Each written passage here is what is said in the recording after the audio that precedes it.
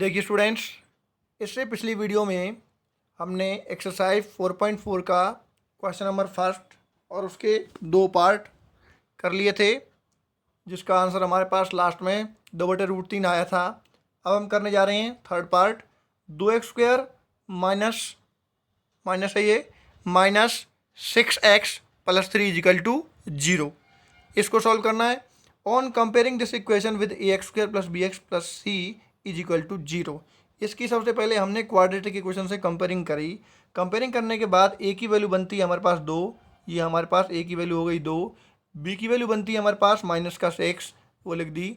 और c की value बनती है हमारे पास +3, वो हमने यहाँ पर लिख दी। उसके बाद अगला स्टेप क्या है, हम इसमें d निकालेंगे, डिस्क्रिमिनेंट निकालेंगे। d = b² - 4ac। तो क्या वैल्यू यहाँ पर बनेगी, d = b² - 4ac आपको सॉल्व करना है। तो -6 का स्क्वायर, क्योंकि b क्या है -6 -4 फॉर्मूले के अंदर है। a क्या है हमारे पास 2 और c की वैल्यू क्या है 3। ठीक है, ये हमें सॉल्व करना है। तो -6 का स्क्वायर करेंगे तो ये आ जाएगा +36 माइनस इनकी हम मल्टीप्लाई कर देंगे यहाँ से इस तरीके से, जो कि मैं अगले पेज पर करके दिखाऊंगा आपको। ठीक है, तो इससे अगले पेज पर चलते हैं। देखिए, मैंने बताया था आपको b² - 4ac सॉल्व करेंगे। -6 का स्क्वायर 4ac, a की वैल्यू रख दी 2, c की वैल्यू रख दी 3। -6 का स्क्वायर करेंगे तो आपका +36 और इनकी मल्टीप्लाई करी, 4 दूनी 8 तिया 24, -24 हो गया। अब 36 में से 12 घटाया तो आपका आ गया 12।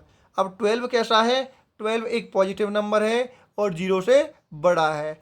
d हमारे पास जो है बड़ा आ गया 0 से, मतलब d for discriminant. b² - 4ac बड़ा आ गया हमारे कैसे 12 से, आपका 0 से। ठीक है, तो क्या कंडीशन थी, therefore 2 different real root exist for this equation.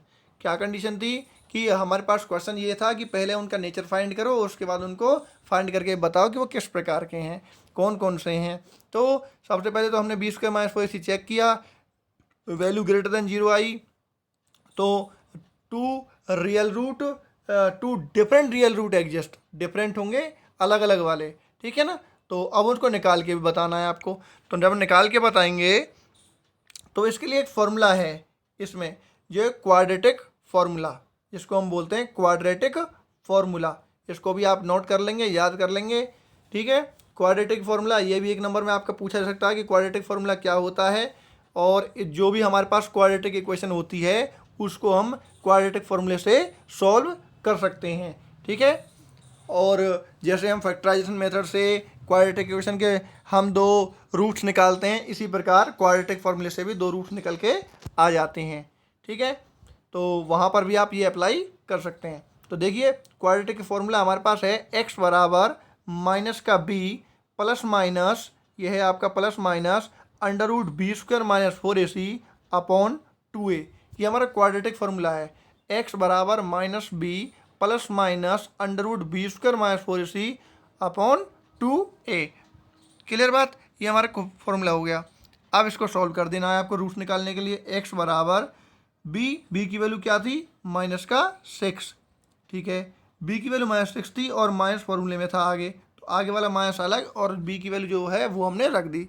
फिर प्लस माइनस है वो रख दिया, और b² - 4ac की वैल्यू हमने अभी कहाँ निकाली, ऊपर 12 निकाली थी, तो मैंने डायरेक्ट यहाँ पर 12 रख दी।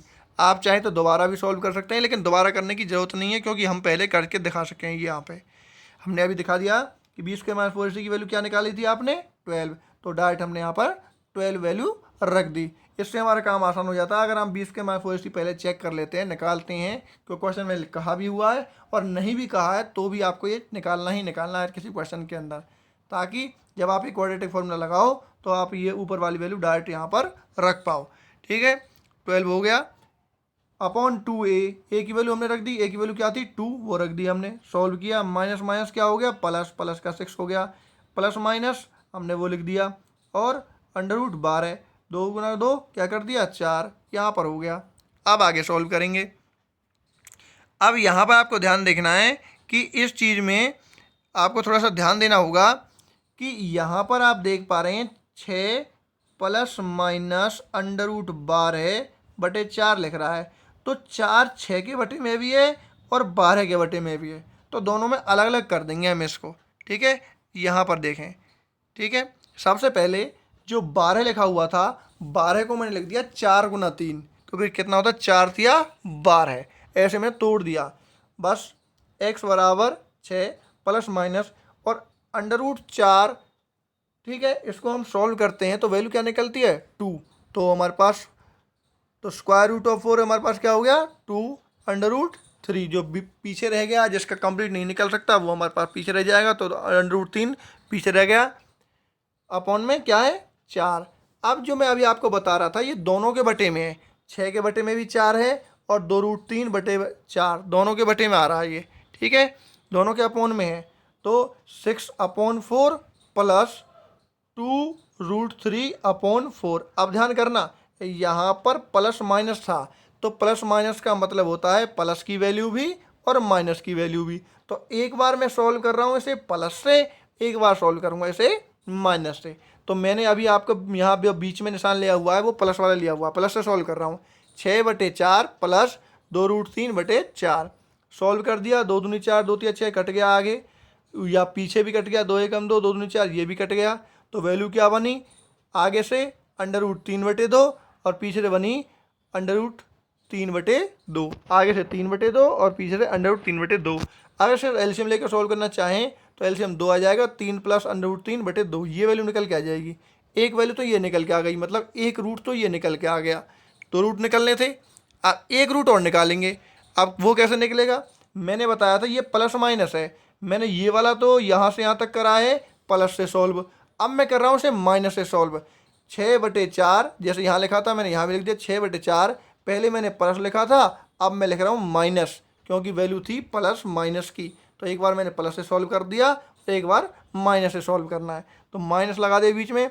2√3/4 सेम पिछले की तरह, ये आपका डिवाइड हो रहा है 2 से 3 बार, 2 से 2 बार, 2 से 1 बार और 2 से 2 बार, 2 एकम 2, 2 दूनी 4, यहाँ पे कट गया ये। अब इसके बाद आगे सॉल्व करो इसको। आगे से क्या रह गया, √3/2 माइनस, पीछे से क्या रह गया, माइनस का √3/2। यहाँ भी वही सेम, एलसीएम क्या आ गया इनका, 2। सॉल्व करने पर क्या आया, 3 माइनस √3/2। तो एक वैल्यू तो हमारे पास ये वाली निकल के आई, एक वैल्यू हमारे पास ये निकल के आई। तो पहली वैल्यू क्या थी, 3 प्लस √3/2, और दूसरी वैल्यू क्या निकल के आई, 3 माइनस √3/2। तो हमारे पास दो अलग अलग वैल्यू निकल के आई, एक प्लस की आई और एक माइनस की आई। इसका मतलब दो अलग अलग वैल्यू हो गई। ठीक है, देयरफॉर रूट्स आर, तो हमारे पास रूट्स कौन कौन से होंगे, ये वाले होंगे, ये वाला और ये वाला हमने लिख दिया।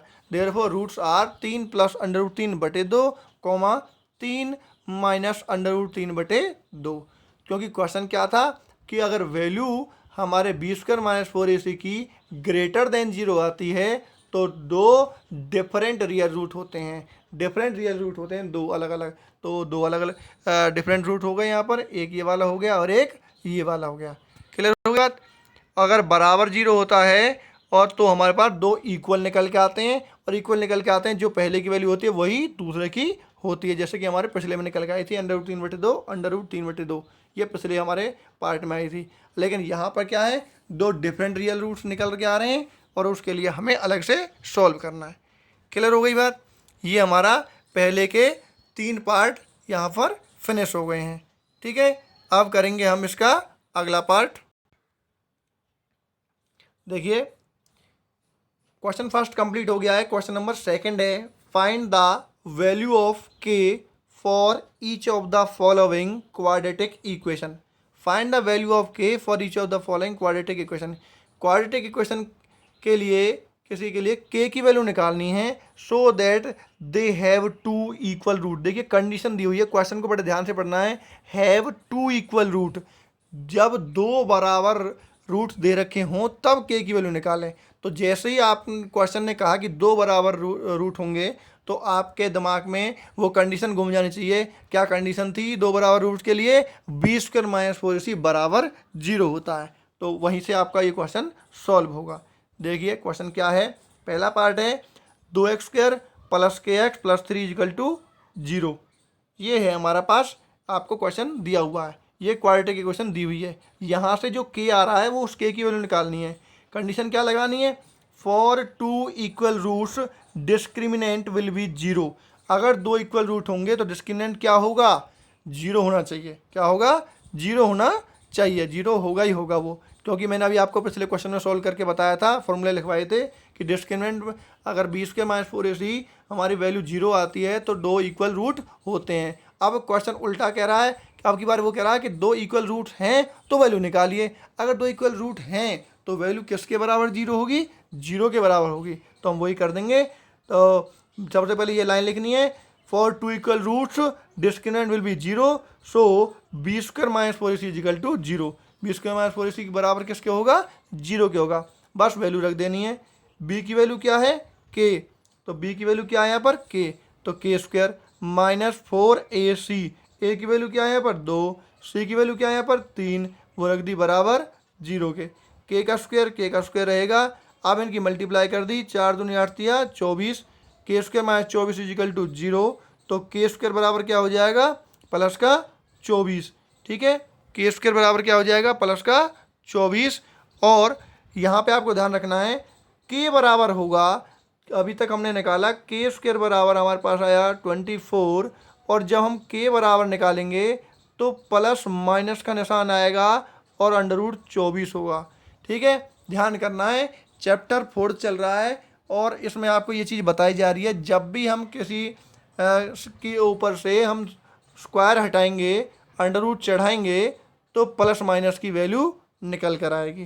ठीक है, क्योंकि जैसे मैं अगर बात करूं -6 का स्क्वायर करते हैं तो तब भी आपका प्लस का 36 आता है, और जब हम 6 का स्क्वायर करते हैं तब भी 36 आता है। इसका मतलब ये है √36 की अगर मैं वैल्यू की बात करूं तो वो प्लस माइनस के 6 होगी, इसलिए।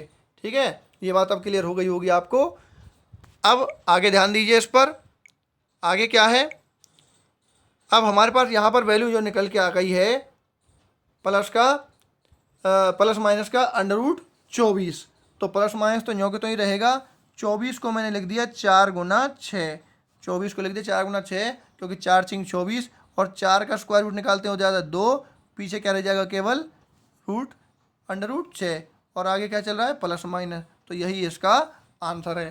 के बराबर वैल्यू रह जाएगी प्लस माइनस 2√6। तो हमसे के की वैल्यू निकलवाई थी, के की वैल्यू निकल कर आ गई। बड़ा सिंपल, बहुत बड़ा ही आसान क्वेश्चन आपका ये है, देख रहे हैं, इतना सा ये क्वेश्चन है, और ये कभी कभी आपका 3 नंबर में भी आ जाता है। बड़ा छोटा सा क्वेश्चन है, आपको बस कंडीशन रखनी है कि b² - 4ac बराबर जीरो के होगा कब, जब टू इक्वल रूट्स होंगे। तो b² - 4ac बराबर जीरो कर दिया, वैल्यू निकाली और k की वैल्यू निकल कर आ गई। यही काम हमें इस सेकंड पार्ट में करना है। सेकंड पार्ट भी बिल्कुल सेम है, बस थोड़ा सा चेंज है, उसको भी आपको ध्यान रखना होगा। सबसे पहले आप यहाँ पर देखें इसको, kx × x - 2 + k = 0, ये डिवाइस में k की वैल्यू निकालनी है। सबसे पहले क्या है, इसको क्वाड्रेटिक इक्वेशन बना लेंगे।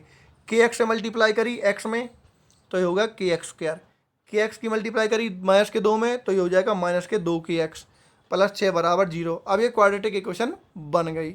अब इसकी कंपेरिजन कर देंगे, ए बी सी की वैल्यू निकाल देंगे। ए की वैल्यू क्या बन रही है, k, क्योंकि आगे क्या है, k। बी की वैल्यू क्या होगी, -2a, 2k, -2k, और सी की वैल्यू क्या बनेगी, 6।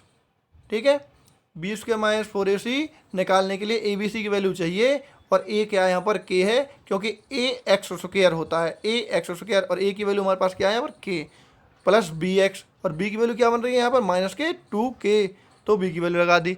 अब उसके बाद डिस्क्रिमिनेंट निकाल दिया। फॉर इक्वल रूट्स के लिए क्या कंडीशन होती है, अभी बताई थी आपको। इक्वल रूट्स के लिए क्या होता है, डिस्क्रिमिनेंट विल बी जीरो, तो इसलिए हमने क्या कर दिया, b² - 4ac बराबर जीरो कर दिया, क्योंकि दो इक्वल रूट्स हैं।